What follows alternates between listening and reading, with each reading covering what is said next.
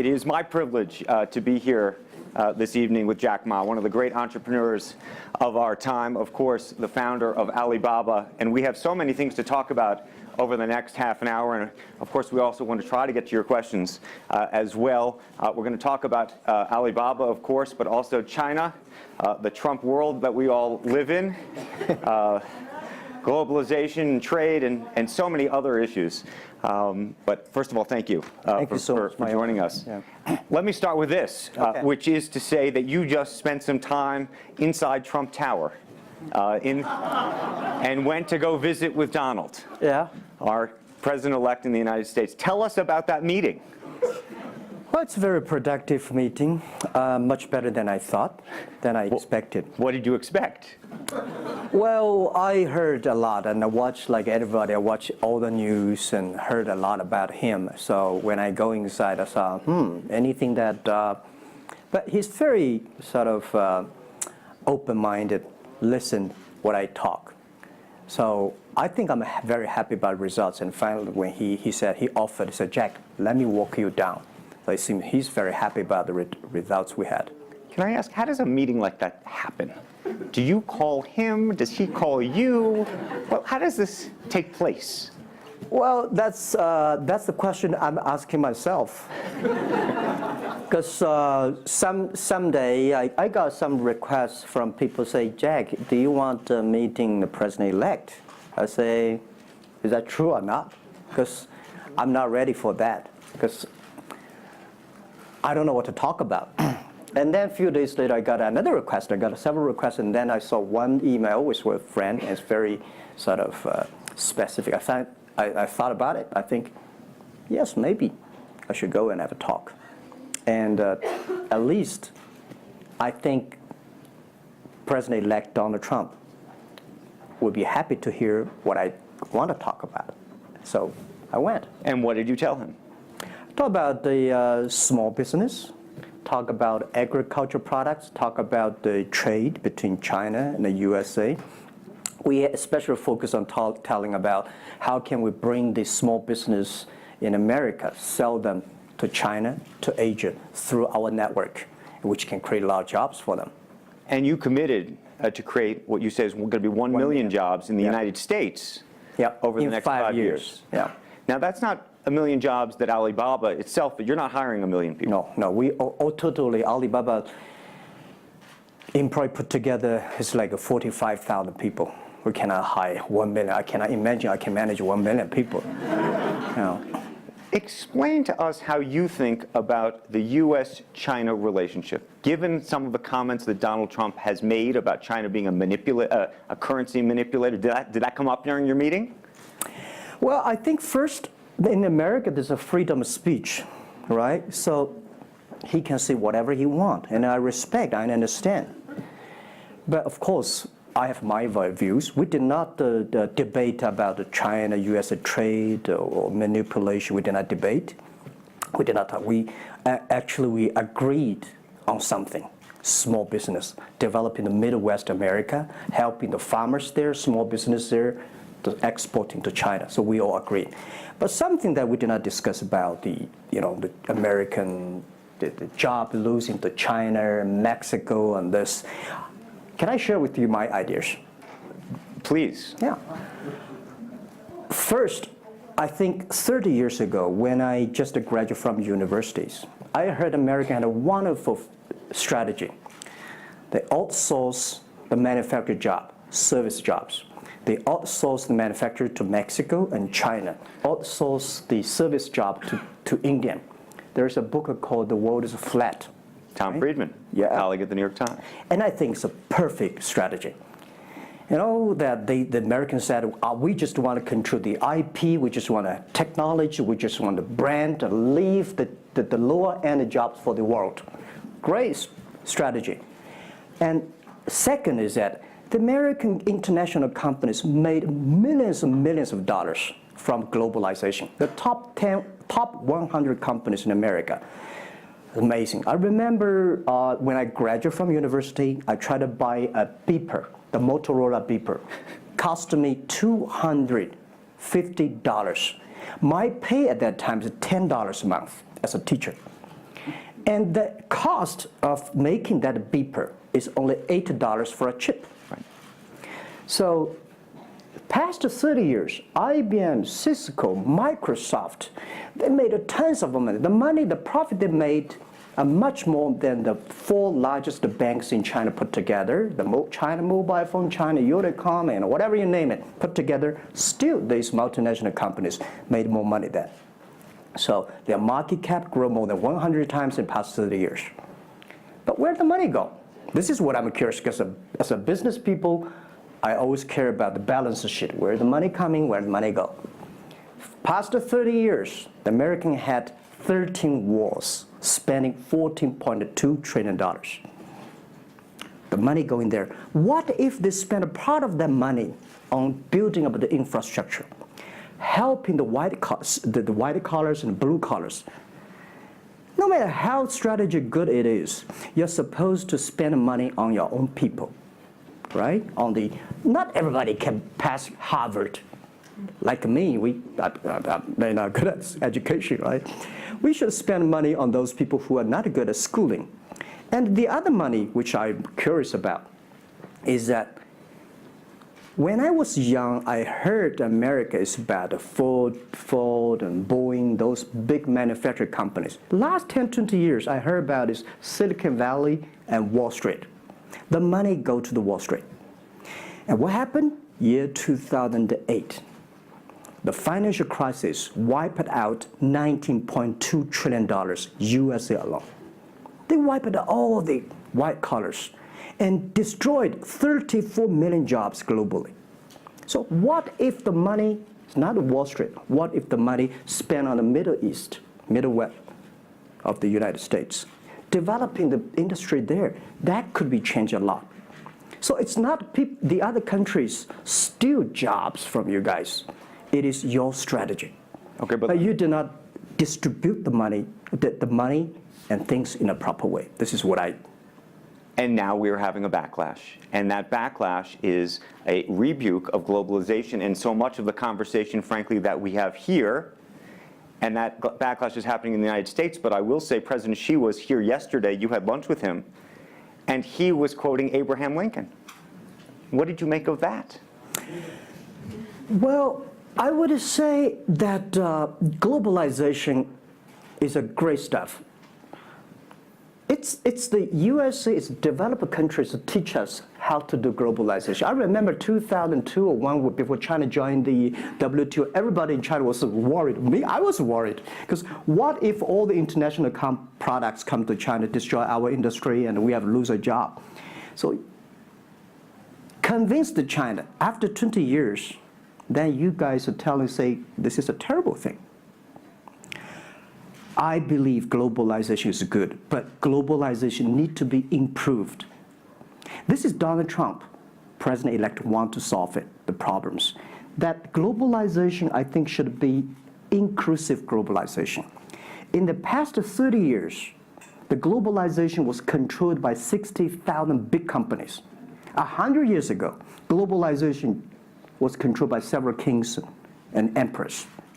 What if next 30 years we can support 6 million business doing business across the board? What if in next 30 years we can help support 20 million small business can do business across the board? So this is something which I believe globalization should be inclusive. And do you think that the words of President Xi will happen in reality, which is to say that China has largely acted on its own behalf for many, many years, and now is effectively saying that the U.S. needs to continue acting on everybody else's behalf? Yeah, I think, the world needs some, such a, Mr. Xi yesterday said it's a wonderful time, it's a best time, or the worst time. The world needs a new leadership, but the new leadership is about working together. This is what I understand. We do not necessarily need one specific leader to teach us what to do, what not to do. But the world have to partner together.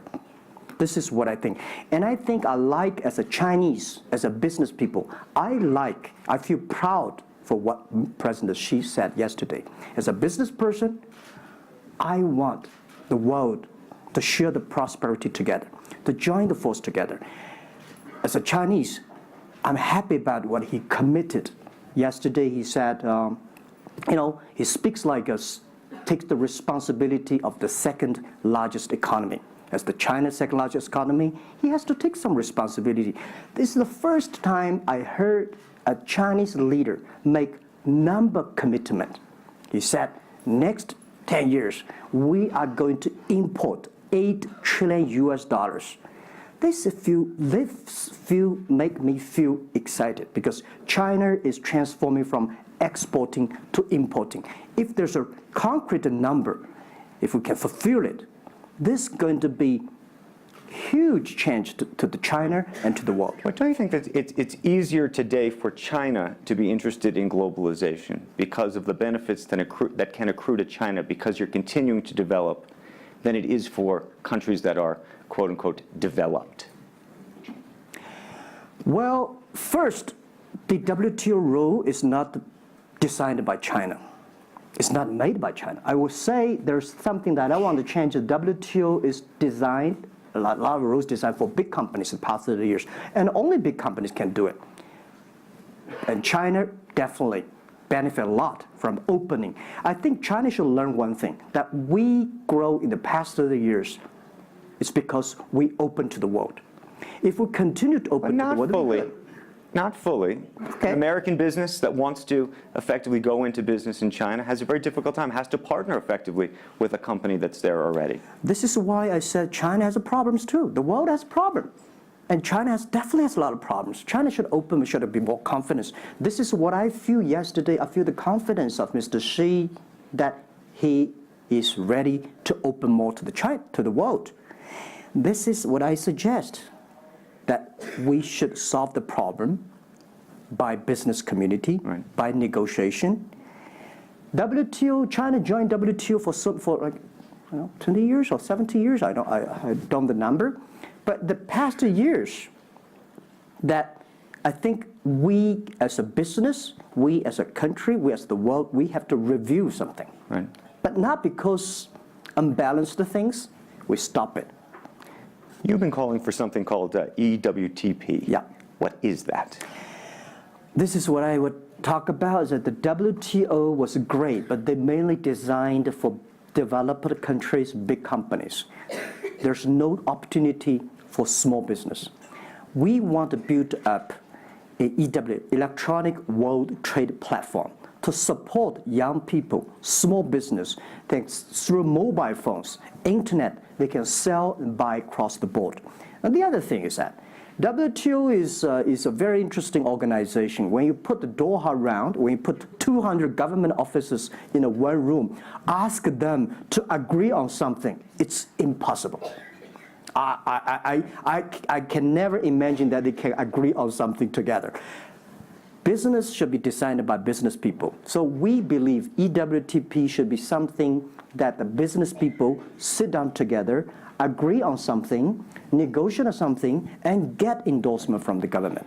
I want to talk a little bit about Alibaba and the model itself, because I think for many in the West, if you will, they don't necessarily understand it. And to the extent that Unfortunately, the extent that I could try to compare it to Amazon, which I know you think is an unfair comparison, one of the things that's so fascinating to me is that Amazon and Jeff Bezos have pursued what might be described as a very asset-heavy business model. They're buying airplanes. They want to own the entire supply chain from beginning to end. And Alibaba has effectively an asset-light business. It is very much, in terms of the retail piece of this, the opposite. You don't want to own the warehouses. You don't want to own the logistics companies. How do you think about that? Is Jeff Bezos right, or are you right? And is there going to be a meeting in the middle?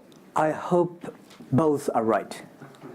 And because the world can never have one model. If the world has only one correct model, the world is too boring. Right? We need to have all kinds of models. And the people who do the model should believe in the model. And I believe what I do. Right?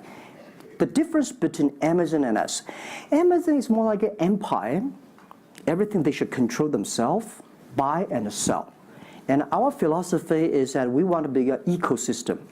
Our philosophy is to empower others to sell, empower others to service, empower making sure the other people are more powerful than us, making sure with our technology, our innovation, our partners, our 10 million small business sellers, they can compete with Microsoft, IBM. Our philosophy is that we think using internet technology, we can make every company become Amazon. Remember one thing, today for our sales, our GMV last year is more than 550 billion US dollars. To hire people deliver for us, we need 5 million people. So how can we hire 5 million people deliver things for us to deliver the things we sold? The only way we do is empower the service company, logistics companies, making sure they are efficient, making sure that they make the money, and making sure that they can hire more people. But without owning the whole chain, can you do it as effectively? The idea that you're watching Amazon being able to deliver things now within hours, literally. We made 125 cities deliver within 1 day last year. Imagine, 10 years ago, deliver one thing from Beijing to Hangzhou takes about 8 days. Now you can deliver things from Beijing to Inner Mongolia, some city, within 12 hours. It's improving. You can never expect these things happen within 24 hours. We have patience. So I think, can you imagine that within the 11/11 Singles Day, we sold $17 billion, and by delivering more than 600 million packages within 3 days. This is happening, and this is what we feel proud of. It's not how much money we make. It's not how powerful we are. We think because of the technology, we can make the technology very inclusive, that every small companies can use it. This is my dream, because I started my first business in 1992 in China as a small business. In order to borrow money, 5,000 US dollars from bank, took me 3 months to acquire, still failed. So difficult to be a small business. Today, with the technology, we can empower them. This is something I want to do. One of the critiques, as you know, and it continues to linger around Alibaba, is the piracy issue. There's an IP issue, and it's an issue all over China, but you take the brunt of a lot of it. Yeah. How much progress have you made in your mind, and how do you think about some of the regulatory bodies in other countries, including the US, that continue to criticize Alibaba for these issues? First, when we start do this business, as a business like this size, you have to take all the criticism. You have to listen what is right, what is wrong. And second, as an e-commerce, when you put 10 million small business, empower them to sell. We do not like Amazon buy. We cannot check. Even when you buy $55 trillion or $550 billion, you cannot check every product. So the model itself and the e-commerce itself may have a lot of these flaws. And third, I would say in the past 17 years, we are the leader of this anti-privacy issues, the IP, protect the IP. But the second, we are internet companies. We do not have the law enforcement. We find this guy is selling cheap, fake products. We delete them. We cannot arrest them. But we had a huge progress. Last year alone, we put 400 people into jails. We deleted 370 million fake products listing on our site. I would say we are the leaders, and we are using the big data to check who's buying, who's manufacturing, who's selling, what is the address. So now I'm happy about the whole world, especially China, all the government organization, start to realize the issues. So I would tell you, good thing is that today, when you go to those criminal group, which I call them criminals, those fake products manufacturers, sellers. You've praised the quality, though, of some of these. I would talk about it later, right? Those criminals said they can go anywhere but not Taobao and Tmall, because using our data, we trace where they are, who they are, what's the address, what the amount. and we will deliver this to the police station and working with them to arrest them. The quality issues is something I want to share with people. It's not about praising the fake products. I want to say that for so many years, those branded companies, you have to be very careful because the fake products, their quality improving is scary. That is the difference between us. Because when you find guys, the people said this is fake, and you have to find people, you have to find a third-party institution to check it is fake or not. We find sometimes the quality is better. And I tell you, another thing is even scary. There's one branded company. He said, we are selling fake products. We check everything, there's nothing wrong. So we say, what is wrong? So we buy the products from his flag shop and deliver to them. They say, it's a fake. You know what I'm saying? Yep. We buy things from the flag shop of this brand and deliver back. It's the fake products, they say. So it's a bit confusing.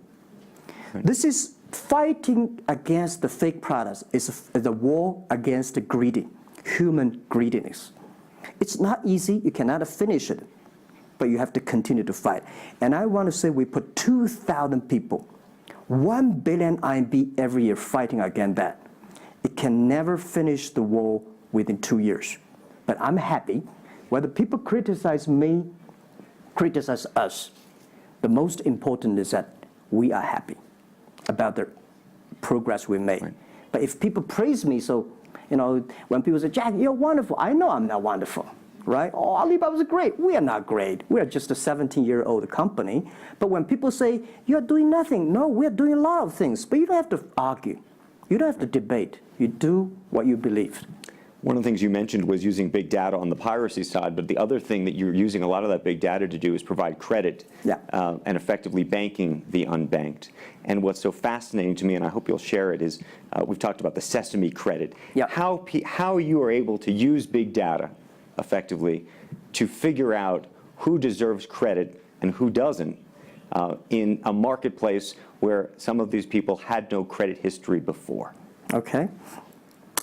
Well, before we do that, we had a system called Teach Computers to learn how to anti-fake products, teach the computers to learn how to, because we have Alipay, a lot of people try to using all the ways to cheating.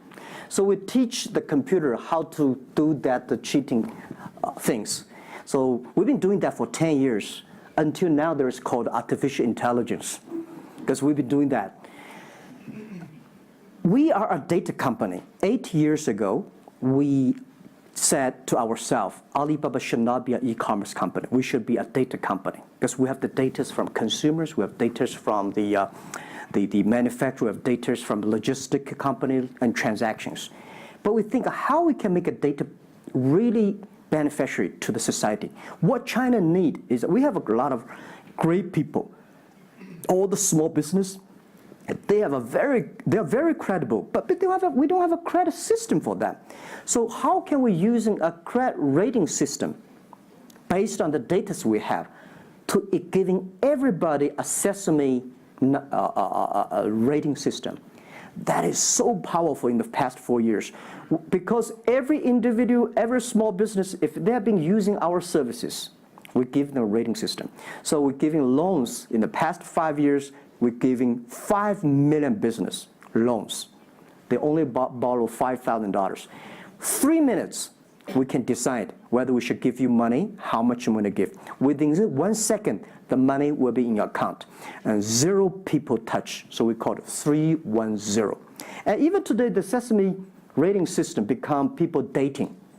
The mother-in-law want to say, hey, you want to dating with my daughter? Show me your rating system of the Sesame card. So it's so funny. We go to people want to rent a car, people want to rent a bicycle. They will say, show me your Sesame cards. Good. Because if they do not pay back, if they do not fulfill, the rating system is going to low down and they can never rent a house. This is what we want to build up, the system. That if you sell or buy fake products, the Sesame cards will show. I'm going to open it up to questions, but a final one from me. There's been a lot of speculation that you're going to get into the business of Hollywood. Your name has appeared, Alibaba Group, at the beginning of a couple of big films recently. What is the ambition for Alibaba in the entertainment world? The beginning was like this. Several years, every 5 years, we have a review for our strategy. Now, our strategy is always to look at the 30 years and 10 years. And every strategic decisions we make, we have to ask one question. Did this decision we made solve society problem? Because we believe the bigger social problem you solve, the more successful you are. So if this cannot solve any social problems, we don't do it. Second, is this project is going to be successful in 10 years? If it's going to be successful in 10 years, let's do it. If it's going to be successful in 1 year or 1 month, normally I would say, forget about it. Because why you can be successful in 1 year or 1 month? So we all have to put parallel. And 5 years ago, we had a big debate about 10 years later, 20 years, what are the things that China society and the world want? So we say happiness and health. 2H strategy. So happiness and health. We believe Hollywood, the movie industry, bring people happy. Because today, nobody's happy. Rich people not happy, poor people not happy, At least when I watch a movie, I feel happy about it, right? So I think we should partner with the Hollywood, especially like a lot of, we have a different way of living in China. The movie, we have a lot of heroes, but China movies, heroes always dead. The American movie hero never die. If all the heroes die, who want to be the hero? So my movie, I want to make the hero live, right? So this is I think we should learn a lot, and it's only about 2 years, so we have another 8 years to go. I want to make our company that it's not e-commerce. It's something that giving people inspirations, giving people, because I learn a lot. For example, I always say that my favorite movie, Forrest Gump. Life's tough. This is I learned, and that inspired me. That is why when people call me crazy, stupid in the past 17 years, you're crazy, you're doing something never work. You're stupid, how can you do that model? Amazon this model, eBay this model, why Alibaba this model? I told myself, Forrest Gump said, go ahead. Never care about what the other people. And the other thing, Forrest Gump said, nobody make money out of the catching whales. People make money by catching shrimps. So we serve small business. Fair enough. Jack Ma, we should probably end it there because we're going to run out of time, but I thank you. Thank you so much for the conversation. I promised we'd sneak in a question or two, and we literally have 2 minutes, and they're going to get upset with me. If you have a question, and we're going to, I got to beg you to do it within literally, a second. So go for it right there. Okay, I'm not going to say that China and the US is going to have a trade war, but if the Trump administration gets tougher on China in terms of trade agreement, is that going to hurt Alibaba? Well, I don't think so. I think China and the U.S. should never have a trade war. We'll never have a trade war. And I think we should give President-elect Donald Trump some time. And he's open-minded. He's listening. And I think the war, it's so easy to launch a war. But it's so difficult, almost impossible sometimes to terminate a war. Iraq war, Afghanistan war, is that finished? No. Trade war. I believe one thing. When trade stops, the war starts. Trade is something that people start to communicate. Trade is something people exchange culture and value. And I will be happy if China and USA agree on something and Alibaba business model destroyed. I would destroy Alibaba model by stopping the war between. Because how can you imagine the first largest economy of the world, second largest economy of the world, have a trade war? It's going to be a disaster for two countries and for the world. If anybody can do something to stop it, do anything to stop it. Did you have a reaction to Trump and the situation with Taiwan and how he's thinking about that? Well, Taiwan, I think this is not something about government. This is not something about business. It's something about the people. If the Taiwan issue is the population, if you do Taiwan issue, it's like against 1.4 billion people. So this is another issue. So we're talking about trade. We're not talking about Taiwan.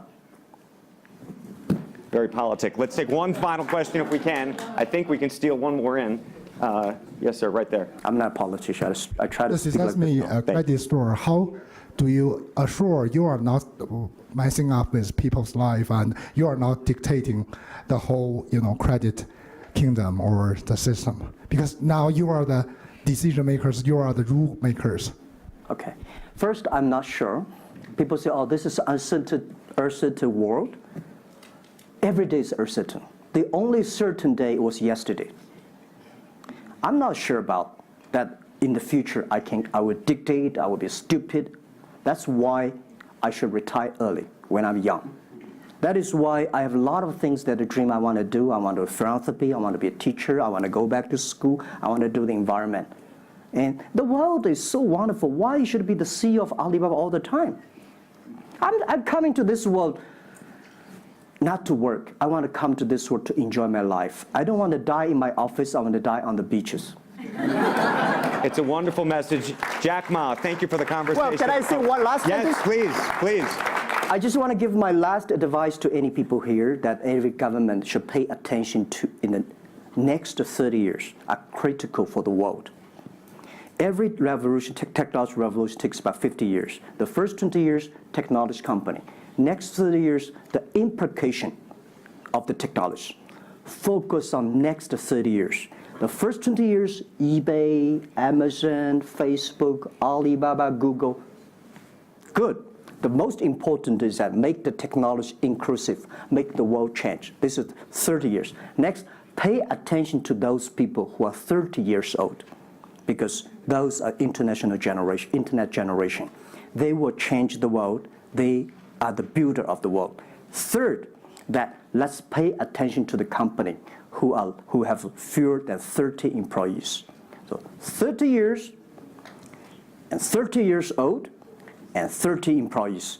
That can make the world much better. Jack Ma, thank you very, very much. Thank you. Thank you.